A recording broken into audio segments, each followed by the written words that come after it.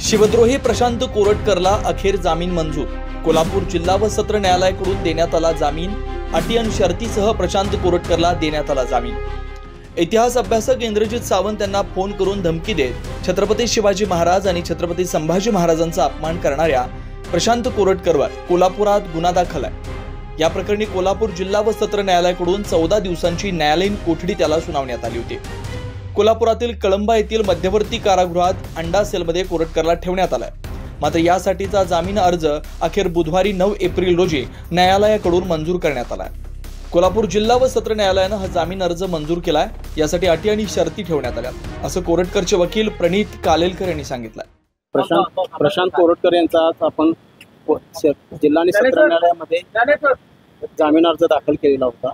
त्यामध्ये मेहरबान कोर्टानं आता आज ऑर्डर केलेली आहे कशोद साहेबांनी। तर त्याच्यामध्ये काही टर्म्स आणि कंडिशन घालून तो आमचा अर्ज अलाउड केलेला आहे। त्याच्यामध्ये प्रामुख्याने जर पाहिलं तर 50,000चा जो काय जामीन उचलला आहे तो जामीन देण्यासाठी त्यांनी ऑर्डर केलेली आहे।